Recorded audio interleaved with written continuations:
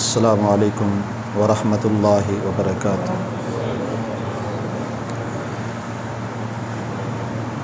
ان الحمد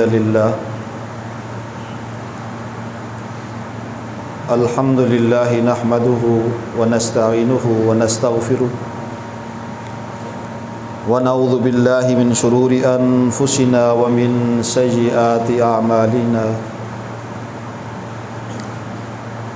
من يهده الله فلا مضل له ومن يضلل فلا هادي له، وأشهد أن لا إله إلا الله وحده لا شريك له، وأشهد أن محمدا عبده ورسوله، أما بعد فإن خير الحديث كتاب الله، وخير الهدي هدي محمد صلى الله عليه وآله وسلم، وشر الأمور محدثاتها، وكل محدثة بدعة، وكل بدعة ضلالة، وَكُلُّ ضَلَالَةٍ فِي النَّارِ۔ اعوذ باللہ من الشیطان الرجیم۔ یا ایہا الذین آمنوا اتقوا اللہ حق تقاتہ ولا تموتن الا وانتم مسلمون۔ وقال اللہ تبارک وتعالی فی مقام آخر، یا ایہا الذین آمنوا اتقوا اللہ وقولوا قولا سدیدا یصلح لکم اعمالکم ویغفر لکم ذنوبکم ومن یطع اللہ ورسولہ فقد فاز فوزا عظیما۔ بسم اللہ الرحمن الرحیم۔ یا ایہا الناس اتقوا ربکم الذی خلقکم من نفس واحدہ وخلق منها زوجہا وبث منہما رجالا کثیرا ونساء واتقوا اللہ الذی تساءلون بہ والارحام ان اللہ کان علیکم رقیبا۔ وقال اللہ تبارک وتعالی فی مقام آخر، یا ایہا الذین آمنوا کتب علیکم الصیام کما کتب علی الذین من قبلکم لعلکم تتقون۔ وقال رسول اللہ صلی اللہ علیہ وآلہ وسلم، من صام رمضان ایمانا واحتسابا غفر له ما تقدم من ذنبه، ومن قام رمضان ایمانا واحتسابا غفر له ما تقدم من ذنبه، ومن قام لیلۃ القدر ایمانا واحتسابا غفر له ما تقدم من ذنبه۔ یہ اللہ تبارک و تعالیٰ کا ہمارے اوپر خاص کرم اور فضل ہے کہ اس نے ہمیں اپنے گناہ معاف کرانے کا ایک اور موقع میسر کیا ہے، اور اس ماہ مبارک تک اللہ تبارک و تعالیٰ نے ہمیں زندہ رکھا صحت و سلامتی کے ساتھ۔ کتنے لوگ جو اس مسجد سے تعلق رکھتے ہوں گے پچھلے سالوں میں یہاں مسجد کی صفوں کی زینت ہوا کرتے ہوں گے، لیکن آج ہمارے درمیان موجود نہیں۔ نہ جانے اگلا رمضان ہمیں نصیب ہوتا ہے یا نہیں ہوتا۔ تو اس ماہ مبارک کو اپنے لیے غنیمت سمجھیے، اس خطبہ جمعہ کا عنوان صرف یہی ہے کہ یہ مہینہ یہ مومنوں کے لیے اللہ کی طرف سے ایک خاص تحفہ ہے۔ اسی لیے رسول اکرم صلی اللہ علیہ وآلہ وسلم کی ایک حدیث کا مفہوم ہے کہ جس بندے کی زندگی میں یہ ماہ مبارک آ گیا اور وہ بندہ اپنے آپ کو معاف نہیں کرا سکا تو اس سے بڑا بدبخت اور کوئی نہیں۔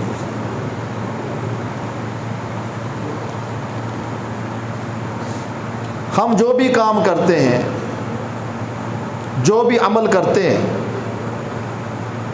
اس کی ایک ہی وجہ ہوتی ہے کہ اللہ راضی ہو جائے اور ہمیں جنت میں داخلہ مل جائے۔ ایک صحابی رسول اکرم صلی اللہ علیہ وآلہ وسلم کے پاس حاضر ہوا۔ حاضر ہونے کے بعد اس نے آپ صلی اللہ علیہ وسلم سے یہی کہا کہ مجھے کچھ ایسے اعمال بتلائیے جو مجھے جنت میں داخل کرا دے اور جہنم سے دور کرا دے۔ تو رسول اکرم صلی اللہ علیہ وآلہ وسلم نے اس صحابی کو 4 عمل بتلائے کہ اگر تم اللہ کی جنت میں جانا چاہتے ہو اور جہنم سے بچنا چاہتے ہو، جو کہ حقیقی کامیابی ہے، فمن زحزح عن النار وادخل الجنۃ فقد فاز۔ اللہ نے فرمایا جس بندے کو جہنم سے بچا لیا گیا اور جنت میں داخل کر دیا گیا، یہی بندہ کامیاب ہے۔ تو آپ نے اس صحابی کو کامیابی کے جو راز ہیں وہ 4 بتلائے ہیں۔ فرمایا کہ تعبد اللہ ولا تشرک بہ شیئا۔ جنت میں جانے کا پہلا طریقہ یہ ہے کہ عبادت صرف اللہ کی کرنی ہے، اللہ کے ساتھ شریک نہیں ٹھہرانا، اللہ کی ذات کے ساتھ شرک نہیں کرنا۔ وگرنہ آپ اس کو کہہ سکتے تھے صرف اللہ کی عبادت کرو۔ اس کا معنی یہ ہے کہ مسلمان بھی مشرک ہو سکتا ہے، نمازی بھی مشرک ہو سکتا ہے، عبادت گزار بھی مشرک ہو سکتا ہے۔ اللہ کی عبادت کرنی ہے اور اللہ کے ساتھ کسی کو شریک نہیں ٹھہرانا۔ یہ پہلا کام اگر تم نے کر لیا تو جنت میں داخلہ آسان ہو جائے گا۔ دوسری بات آپ نے صحابی کو یہ بتلائی، فرمایا کہ جو فرضی نمازیں ہیں وَتُقِيمُ الصَّلَاةَ الْمَكْتُوبَةَ، اللہ نے جو نمازیں تمہارے اوپر فرض کی ہیں 5 نمازیں، ان کی تو نے پابندی کرنی ہے۔ ایک ہوتا ہے نماز پڑھنا، ایک ہے نماز کی پابندی اور اقامت۔ جہاں بھی اللہ نے نماز کا حکم دیا ہے وہاں نماز پڑھنے کا حکم نہیں ہے، وہاں نماز کی اقامت کا تذکرہ ہے۔ یقیمون الصلاۃ، نمازیں قائم کرتے ہیں۔ تو قائم کے اندر کئی چیزیں ہیں، نمازیں وقت پر پڑھیں، نمازیں سنت کے مطابق پڑھیں، نماز میں سستی کمی کاہلی نہ کریں۔ تو فرمایا کہ فرضی نمازوں کو قائم کرنا ہے۔ اس نے کہا جی کروں گا۔ کتنی چیزیں ہو گئیں؟ 2۔ عبادت اللہ کی کرنی ہے، شرک نہیں کرنا، فرضی نمازیں قائم کرنی ہیں اگر جنت میں جانا چاہتے ہو، جہنم سے بچنا چاہتے ہو۔ وَتُؤَدِّيَ الزَّكَاةَ الْمَفْرُوضَةَ، جو تمہارے اوپر فرضی زکوٰۃ بنتی ہے اس زکوٰۃ کو تم نے ادا کرنا ہے۔ ہر کسی کو معلوم ہونا چاہیے کہ مسلمان ہے، تو اس مسلمان کو اس بات کا علم بھی ہونا چاہیے کہ اللہ نے اگر مجھے مال دیا ہے تو اس مال میں سے یہ حق بنتا ہے غریبوں کا، مسکینوں کا، یتیموں کا، بیواؤں کا، معلوم ہونا چاہیے. لیکن اکثریت کو معلوم ہی نہیں ہوتا. زکوٰۃ کے مال کو اپنے مال میں جمع کر کے سارا سال کھاتے رہتے ہیں اور اپنی عبادتوں کو ضائع کرتے رہتے ہیں. عمرے بھی کرتے ہیں، حج بھی کرتے ہیں، خیراتیں بھی کرتے ہیں، صدقے بھی کرتے ہیں، لیکن جو فرضی تھا اس کو بھلا دیا. اب میں آپ سے سوال کرتا ہوں کہ ایک بندہ فرض نمازیں نہ پڑھے لیکن رات کو تہجد کی نماز لازمی پڑھے، میرا فتویٰ یہ ہے کہ اس کی تہجد کا اس کو کوئی ثواب نہیں ملے گا. یہ میرا فتویٰ ہے. تہجد کا ثواب اسی وقت ملے گا جب وہ اپنے فرائض کے اوپر مکمل طور پہ عمل کرے گا. اسی طرح میرے بھائیوں یہ مالی معاملات ہیں. بہت سارے لوگ خرچ کرتے ہیں لیکن جو فرضی زکوٰۃ ہے اس میں سستی، کمی، کاہلی کرتے ہیں، اس کو نکالتے نہیں ہیں، اس کا حساب ہی نہیں کرتے. حساب کریں، اگر آپ اس سے زیادہ دینا چاہتے تو دے سکتے ہیں، لیکن اگر کم دیں گے تو ایسا سمجھیں کہ مال آپ نے حرام کر دیا. فرمایا کہ اگر جنت میں جانا چاہتے ہو تو تمہیں فرضی زکوٰۃ دینا پڑے گی. جہنم سے بچنا چاہتے ہو فرضی زکوٰۃ دینا پڑے گی. اور جو لوگ قرآن مجید کی تلاوت کرتے ہیں بخوب جانتے ہیں قرآن میں اللہ نے جہاں بھی نماز کا حکم دیا ساتھ اللہ نے زکوٰۃ کا بھی حکم دیا ہے. اکثر مقامات پر جہاں نماز کا تذکرہ ہے وہاں زکوٰۃ کا بھی تذکرہ ہے. جہاں بدنی عبادت ہے وہاں مالی بھی عبادت ہے. تو بدنی عبادت لوگ کرتے ہیں، مالی عبادت کو بھول جاتے ہیں. دونوں کو ایک ساتھ بیان کرنے کا ایک مقصد ہے. اسی لیے سیدنا ابو بکر صدیق رضی اللہ تعالی عنہ نے کہا تھا کہ جو بندہ رسول اللہ صلی اللہ علیہ وسلم کے دور میں ایک بکری کا بچہ بھی زکوٰۃ میں دیا کرتا تھا اب نہیں دے گا تو اس کے خلاف میں اعلان جہاد کرتا ہوں. میں قتال کروں گا، جہاد کروں گا، چاہے کلمہ پڑھتا ہے چاہے نمازیں پڑھتا ہے. زکوٰۃ نہیں دے گا اس کا معنی یہ دائرہ اسلام سے خارج ہے. جنت میں جانا چاہتے ہو تو زکوٰۃ دو، فرضی زکوٰۃ. جہنم سے بچنا چاہتے ہو فرضی زکوٰۃ دو. اور چوتھی چیز آپ نے یہ بتائی وَتَصُومُ رَمَضَانَ. اگر جنت میں جانا چاہتے ہو تو ایک ماہ رمضان کا ہوتا ہے، اس ماہ کے روزے رکھنے. رمضان کے روزے رکھ لو. اگر اس ایک ماہ کے روزے رکھو گے جنت میں داخلہ مل جائے گا، جہنم تم سے دور ہو جائے گی. یہ پہلے دن آیا اور اس کا آخری دن تھا. اس نے آ کر کوئی چلا نہیں کی کاٹا، کوئی اس نے درس نظامی نہیں پڑھی، کوئی سال بھر نہیں رہا، آیا سوال کر کے جا رہے. جب یہ مسجد کے دروازے سے باہر نکلا اور اس سے پہلے اس نے نبی اسلام کے ساتھ وعدہ کیا تھا. وعدہ یہ تھا اللہ کے پیغمبر صلی اللہ علیہ وسلم جو کچھ آپ نے فرمایا میں عمل کروں گا، لا ازید ولا ھذا ولا انقص من. جو کچھ آپ نے بتلایا نہ میں اس میں زیادہ کروں گا نہ میں اس میں کمی کروں گا. بس زیادتی کمی نہیں کرنی، یہ اصل دین ہے.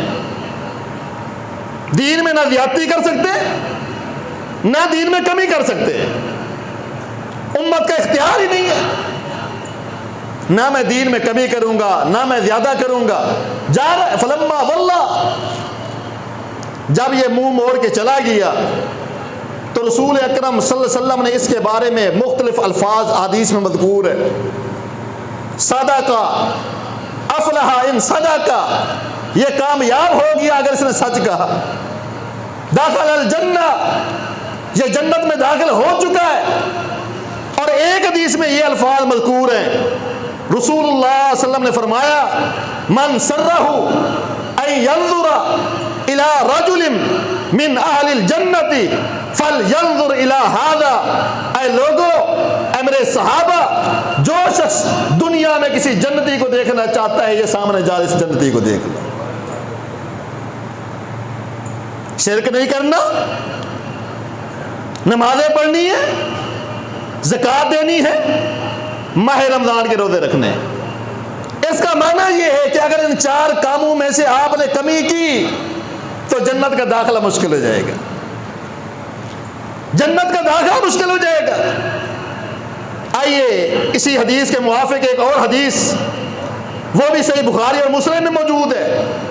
رسول اللہ صلی اللہ علیہ وسلم نے فرمایا الصلوات الخمس، یہ جو 5 نمازیں ہیں، الصلوات الخمس، یہ 5 نمازیں، والجمعۃ الی الجمعہ، اور ایک جمعہ سے لے کر دوسرا جمعہ، ورمضان الی رمضان، ایک رمضان سے لے کر دوسرا رمضان، یہ جو اللہ نے اوقات مقرر کر دیے ہیں، ٹائمنگ اللہ نے مختلف بنا دی ہے، یہ اس لیے ہے مکفرات لما بینہن، فرمایا ان کے درمیان اگر انسان سے کوئی گناہ ہو جائے تو اللہ تعالیٰ ان نمازوں کی وجہ سے، اللہ اس جمعے کی وجہ سے، اللہ اس رمضان کی وجہ سے گناہوں کو ختم کر دیتا ہے۔ لیکن یہ کون سے گناہ ہے؟ اذا اجتنبت الکبائر، صغیرہ گناہ ختم ہو جاتے ہیں، نماز سے، روزے سے صغیرہ گناہ ختم ہوتے ہیں۔ اگر کبیرہ گناہ کا بندہ ارتکاب کر چکا ہے تو میرے بھائی اس کے لیے توبہ شرط ہے، توبہ کرنا ضروری ہے۔ انشاءاللہ اگلے جمعہ میں توبہ کے متعلق بیان کروں گا، توبہ ضروری ہے۔ اب اس حدیث کے اندر آپ نے غور کرنا ہے، نمازیں کتنی بتائی گئی؟ 5۔ ان 5 نمازوں کی جو رکعات ہیں فرضی وہ کتنا ہے؟ 17۔ کتنا ہے؟ 17 رکعات۔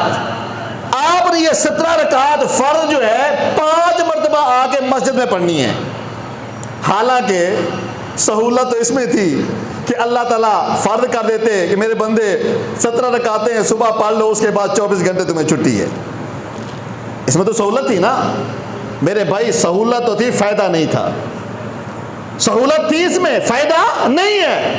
فائدہ اس میں ہے کہ 5 مرتبہ بندہ اللہ کے گھر میں آئے گا، اللہ کے ساتھ تعلق قائم کرے گا، اس کا دل نرم ہوگا، اللہ کا خوف پیدا ہوگا۔ نماز پڑھنے کی وجہ سے اگر درمیان میں کوئی غلطی ہو چکی ہے اللہ اس غلطی کو معاف کرے گا، اور اللہ یہ چاہتا ہے میرے بندے کو کم سے کم ٹائم ملے، اگر اس کے اوپر شیطان حملہ آور ہو بھی جائے تو فوراً اگلی نماز آ جائے اور انسان گناہوں سے پاک اور صاف ہو جائے۔ صحیح مسلم کی حدیث ہے، ایک صحابی آیا، صحابی ہونا اعزاز ہے، فضیلت ہے، عظمت ہے، مقام ہے۔ پوری دنیا کے اولیاء اللہ مل جائے ایک صحابی کی عظمت کا مقابلہ نہیں کر سکتے، لیکن صحابی بھی انسان تھے، غلطیاں ہوئی ہے، مجھ سے غلطی ہو گئی ہے، اللہ کے پیغمبر ایک غیر محرم عورت کا بوسہ دے بیٹھا ہوں، مجھے پاک کیجئے، مجھے پاک کیجئے، احساس پیدا ہو گیا، یہ توبہ ہے۔ دل میں کا احساس پیدا ہو گیا، مجھ سے غلطی ہو گئی۔ ظہر کی نماز کا ٹائم تھا، آپ خاموش رہے، نماز پڑھی گئی، اس کے بعد آنا کا بندہ کہاں ہے جو کہہ رہا تھا مجھے پاک کیجئے، صاف کیجئے؟ آ گیا، فرمایا تم نے ہمارے ساتھ نماز پڑھ لی ہے؟ جی ہاں پڑھی ہے۔ فرمایا کہ اللہ تعالیٰ نے ہمارے ساتھ نماز پڑھنے کی وجہ سے تیرے جو گناہ تھے اللہ نے معاف کر دیے، اور اللہ نے قرآن نازل کیا ان الحسنات یذہبن السیئات، اللہ نے قانون بنا دیا کہ نیکیاں گناہوں کو ختم کر دیتی ہیں۔ نماز کے اندر اتنا پاور موجود ہے، اگر واقعتاً وہ نماز ہے تو پچھلے سارے صغیرہ گناہوں کو یہ نماز مٹا کے رکھ دے۔ اس نے سوال کر لیا، سوال یہ تھا اللہ کے پیغمبر صلی اللہ علیہ وسلم کہ یہ میرے لیے خاص ہے یا ساری امت کے لیے عام ہے؟ آپ نے کیا جواب دیا؟ فرمایا یہ ساری امت کے لیے عام ہے کہ پہلے تو اللہ کے عذاب سے بچو، گناہوں سے بچو، اگر بالفرض تمہارا دشمن غالب آ جائے فوراً اللہ کے گھر میں آ کے معافی مانگو، اللہ تمہارے گناہوں کو معاف کر دے گا۔ تو 5 نمازوں کا یہ فائدہ ہے، مختلف اوقات کا یہ فائدہ ہے کہ تیری صبح ہو اللہ اکبر سے، تیری رات کی انتہا ہو اللہ اکبر سے، تجھے معلوم ہوگا کہ میرا پیدا کرنے والا مجھے دیکھ رہا ہے، خوف پیدا ہوگا۔ جس نے نہ صبح کی نماز پڑھنی ہے، جس نے نہ رات کی نماز پڑھنی ہے، اس کو اپنے رب سے کیا لینا دینا؟ میرے بھائی یہ تو آرٹیفیشل مسلمان ہے، یہ تو نام کا مسلمان ہے۔ ایک جانور کو بھی پتا ہوتا ہے کہ میں نے صبح کیا کرنا ہے، شام کو کیا کرنا ہے۔ اس انسان کو تو یہ بھی پتا نہیں ہے میں نے صبح کیا کرنا ہے، میں نے رات کو کیا کرنا ہے۔ اسی لیے اللہ نے قرآن میں فرمایا جو لوگ اپنے رب کی پہچان نہیں کرتے اولئک کالانعام بل ھم اضل، یہ جانور ہیں بلکہ جانوروں سے بھی بدتر ہیں۔ ایک جانور کو بھی پہچان ہوتی ہے میرا مالک کون ہے۔ انسان تو کیسا بندہ ہے، اللہ نے جو پیدا کیا اشرف المخلوقات بنایا، اپنے رب کو بھول گیا۔ تو الصلوات الخمس، یہ 5 نمازوں کا فائدہ یہ ہے کہ درمیان میں اگر چھوٹا موٹا گناہ ہو جائے اللہ نماز کی برکت سے گناہوں کو ختم کر دیتا ہے۔ اور اس کے بعد والجمعۃ الی الجمعہ، فرمایا ایک جمعہ سے لے کر دوسرے جمعہ تک 7ویں دن ایک مسلمان پر جمعہ فرض ہے۔ آؤ، جمعہ کی صرف نماز فرض نہیں ہے جس طرح ہمارے کوئی دوست سمجھتے ہیں آخری 5 منٹ میں آئے، انتظار کیا، جماعت کھڑی ہو گئی، پڑھے اور چلے گئے۔ نہیں، جس طرح جمعہ کی یہ نماز فرض ہے، خطبہ سننا بھی آپ پر فرض ہے۔ اسی لیے رسول اللہ نے فرمایا دوران خطبہ کسی کے ساتھ بات نہ کرو، کلام نہ کرو، کسی کو سلام نہ کرو، کوئی اگر کوئی غلط حرکت کر رہا ہے اس کو مت منع کرو، نہ روکو، اپنے تم خطبہ اور جمعہ کی فکر کرو، اپنا ثواب ضائع نہ کرو۔ یہ رسول اللہ صلی اللہ علیہ وسلم کا فرمان ہے۔ خطبہ جمعہ سے پہلے آنا یہ ایک مسلمان کے لیے ضروری ہے۔ ہم تو خطبے کو اہمیت دیتے ہی نہیں ہیں۔ دنیا کے لیے ہم کتنا محنتیں کرتے ہیں، کتنا محنت کرتے ہیں دنیا کے لیے، کہیں سے پتہ چل جائے کہ فائدہ ہوگا آدھی آدھی رات کو اٹھ کر بیٹھ جاتے ہیں، مالی فائدہ ملنا ہے، ساری رات سوتے نہیں ہیں، خوشی ہوتی ہے کہ صبح اتنا پیسہ اتنا منافع پرافٹ آئے گی۔ میرے بھائی اللہ کے رسول نے کیا فرمایا، جو جمعہ والے دن پہلی گھڑی آئے گا ایک اونٹ کی قربانی کا ثواب ملتا ہے۔ کبھی ہم نے سوچا؟ ہمیں فکر ہی نہیں ہے، ہم نے لینا ہی نہیں ہے، یا ہمیں یقین ہی نہیں ہے، یا ہمارا اعتماد ہی نہیں ہے۔ اور دنیا کے لیے راتوں کو جاگنا چھوڑ دیتے ہیں، ایک ملک سے دوسرے ملک کا سفر کرتے ہیں پیسہ کمانے کے لیے، اور وہی اجر اللہ بغیر حساب کے جمعہ والے دن رہا ہے تو ہمیں کوئی فکر نہیں ہے۔ رسول اللہ صلی اللہ علیہ وسلم نے کیا فرمایا؟ فرمایا کہ جو شخص جمعہ کے دن ایک گھڑی ہے، تھوڑا سا اس طرح اشارہ کیا، جمعہ کے دن ایک گھڑی ہے، اس گھڑی میں بندہ اللہ سے جو کچھ مانگتا ہے اللہ بندے کو عطا کرتا ہے۔ کبھی ہم نے جستجو نہیں کی، کبھی ہم نے کوشش ہی نہیں کی۔ مانا کیا ہے؟ مانا یہ ہے کہ جمعہ کا دن اللہ تعالیٰ کی عبادت کا دن ہے۔ اسی لیے فرمایا والجمعۃ الی الجمعۃ، ایک جمعہ سے دوسرے جمعہ تک درمیان میں اگر کوئی گناہ ہو جاتا ہے تو دوسرا جمعہ پڑھنے کی وجہ سے اللہ گناہوں کو ختم کر دیتے ہیں۔ وَرَمَضَانُ إِلَىٰ رَمَضَانَ، پھر 11 مہینے گزرتے ہیں، انسان ہے، سستی ہو سکتی ہے، کاہلی ہو سکتی ہے انسان جو، پھر اللہ نے ماہ رمضان رکھا ہے، رمضان کا مہینہ رکھا ہے۔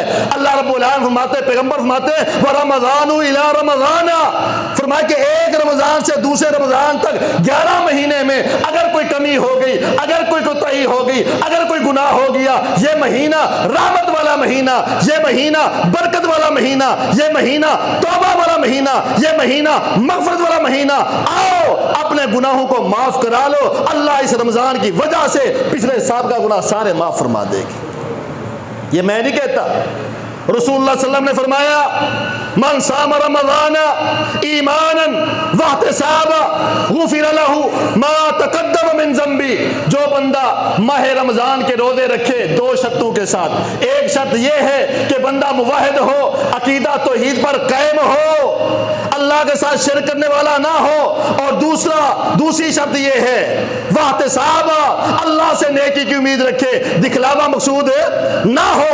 اگر بندہ اس ماہ رمضان میں ان 2 شرائط کے ساتھ پورے مہینے کے روزے رکھ لے، رسول اللہ صلی اللہ علیہ وسلم فرماتے ہیں غفر له ما تقدم من ذنبی، پچھلے جو بھی گناہ ہو چکے اللہ اس رمضان کی برکت سے سارے گناہ ختم کر دے گا۔ اور آپ نے کیا فرمایا؟ ومن قام رمضان ایمانا واحتسابا غفر له ما تقدم من ذنبی. میرے بھائی یہ مسئلہ چھڑتا ہے تراویح کا. 8 رکعت ہے, 11 رکعت ہے, 20 رکعت ہے, سب کچھ اپنی جگہ پر, اختلاف میں نہیں جانا چاہتا. اور یہ بھی آپ کو بتا دوں, یہ تراویح کی نماز, تہجد کی نماز آپ پر فرض بھی نہیں ہے, لیکن ثواب ہے. ثواب ہے. ثواب کیا ہے؟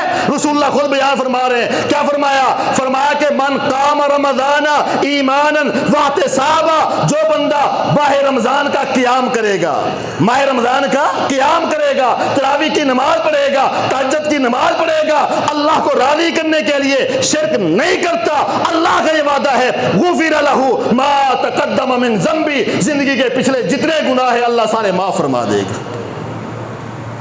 تو مانا کیا ہوا؟ رمضان میں ایک کام ہم نے یہ کرنا ہے کہ ماہ رمضان کے روزے رکھنے ہیں. دوسرا کام ہم نے یہ کرنا ہے ماہ رمضان میں زیادہ سے زیادہ نفلی عبادت کا اہتمام کرنا ہے, تہجد کی نماز کا اہتمام کرنا ہے. اور تیسری چیز رسول اللہ صلی اللہ علیہ وسلم نے کیا فرمایا؟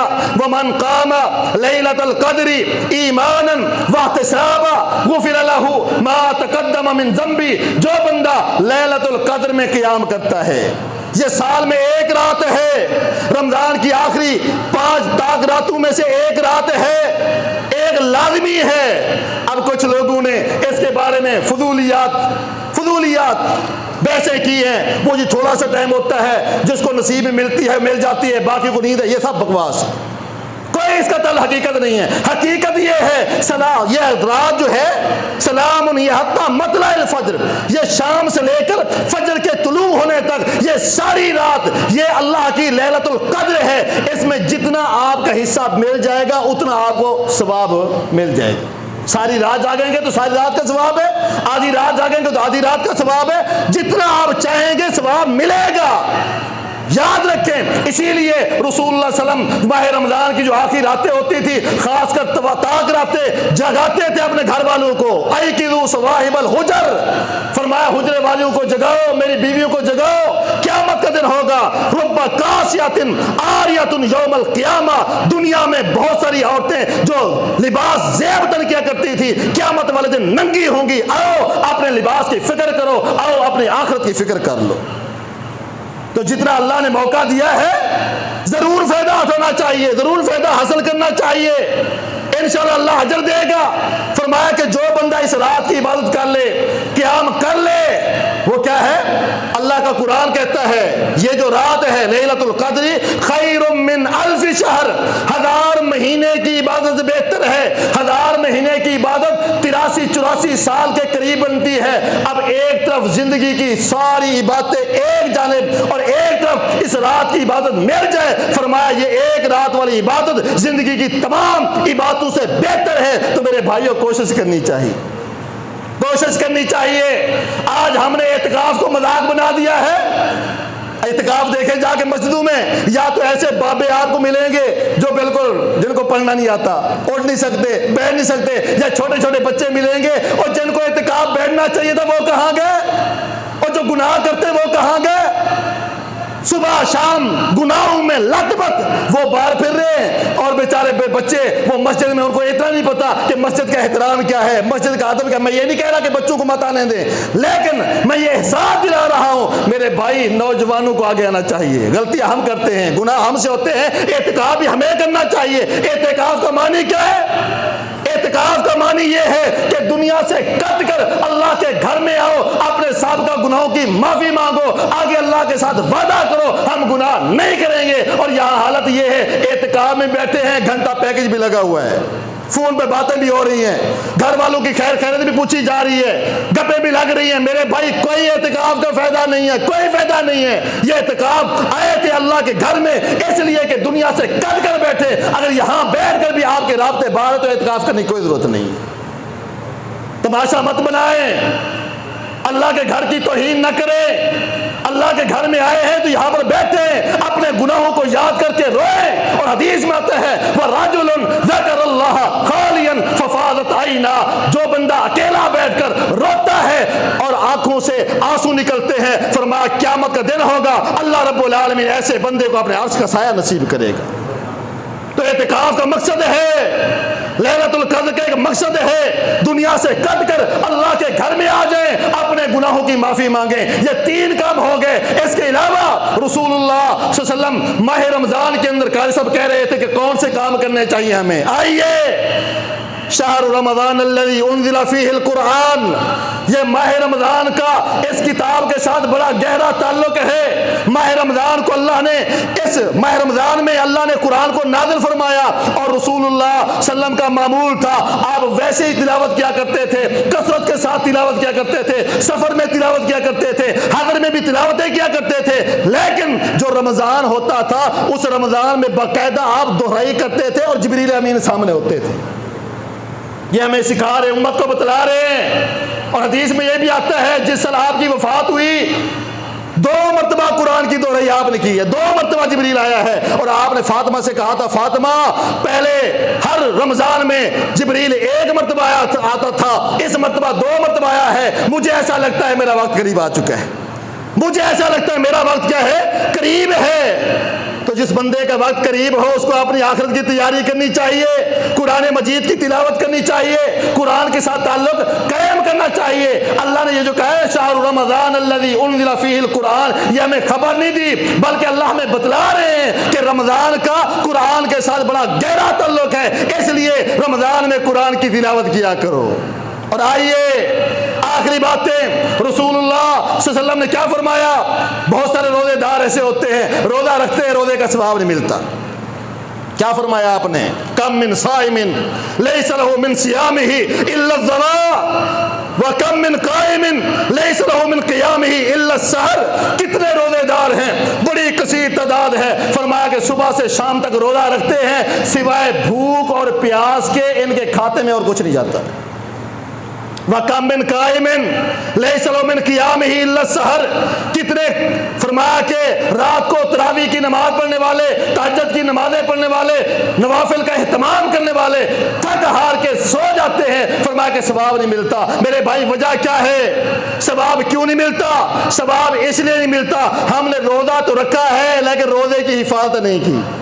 روزہ رکھا ہے, روزے کی ہم نے حفاظت نہیں کی. اب آپ سوال کریں گے روزے کی حفاظت کیا ہے, آئیے جواب آپ کو صحیح بخاری دیتا ہوں. رسول اللہ صلی اللہ علیہ وسلم نے فرمایا من لم یدع قول الزور والعمل به فلیس للہ حاجۃ فی ان یدع طعامہ وشرابہ. جو بندہ فوش گوئی کو نہیں چھوڑتا, بےہودہ باتوں کو نہیں چھوڑتا, جھوٹ کو نہیں چھوڑتا, برے کاموں کو نہیں چھوڑتا, فحاشی والے کاموں کو نہیں چھوڑتا, فرمایا کہ اللہ کو اس کے بھوکے رہنے کی کوئی ضرورت نہیں ہے, اللہ کو اس کے روزے کی کوئی ضرورت نہیں ہے, اللہ تعالیٰ کو اس کے پیاسے رہنے کی کوئی ضرورت نہیں ہے. فلیس للہ حاجۃ فی ان یدع طعامہ وشرابہ.